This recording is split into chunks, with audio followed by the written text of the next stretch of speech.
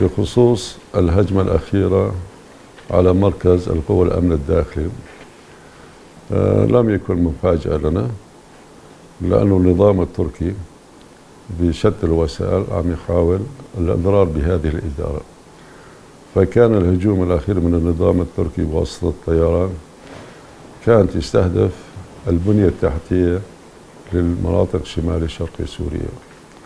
كان هجماتها معروف يعني على منابع النفط، الغاز، الطرقات، الجسور، وكل ما يمت حياة المواطنين ليخلق أزمة اقتصادية في هذه المنطقة.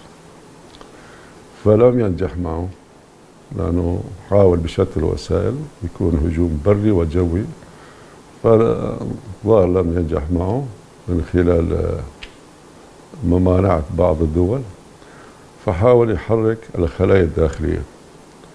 طبعا نحن متوقعين أن الخلايا الداخلية التابعة للنظام التركي وخاصة دواعش مستعدين لتنفيذ عمليات إجرامية.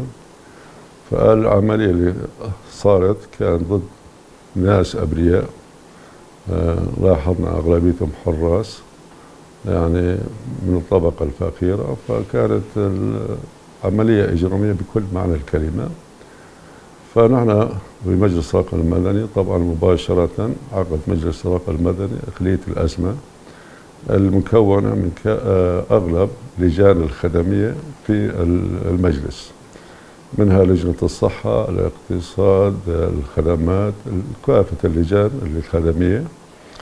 فخلال الأزمة اقترحنا أن تكون هناك خلية أزمة موجودة سابقا، أنه يكون حالة طوارئ وإغلاق المحلات حتى لا يعني خوفا من حياة أهالينا مواطنينا بالرقة، لأنه الخلية بعض منها قتل وبعض منها هرب يعني، فبده يختبئ بالمناطق السكنية. فارتأت خلية الأزمة بإعلان حالة الطوارئ وإغلاق كافة المحلات التجارية. وكخلية أزمة نحن أخذنا على عاتقنا من ناحية الاقتصاد أنه تشغيل الأفران خلال مدة 24 ساعة لتأمين الخبز للأهالي وبعض الخدمات الأساسية يعني المواد التموينية. والصحة أخذت احتياطاتها بفتح المشافي 24 ساعة وتأمين الأدوية اللازمة والخدمات. طبعا كمان جهزت الآليات تبع من إطفائيات من كذا. فنحن كخلية أزمة كنا صرنا خلية واحدة للمحافظة على سلم أهالينا وحياتهم وتأمين مستلزماتهم. وفعلا شفنا استجابة قوية من أهالينا بالرقة بإغلاق جميع المحلات والالتزام ببيوتهم، خوفا من أنه هذه العصابات تدخل ضمن المناطق السكنية وتساوي مشاكل. ونحن ليلا ونهارا في حالة اجتماع دائم للمحافظة على حياة مواطنه وتأمين مستلزماته.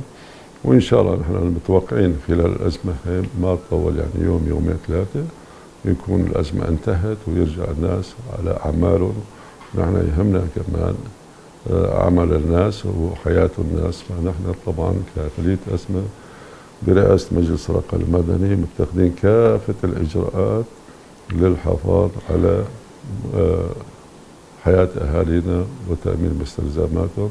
والحمد لله نحن لاحظنا حاليا خلال يوم يومين ثلاثة إن شاء الله تنتهي الأزمة ويرجع الناس لحياتها الطبيعية.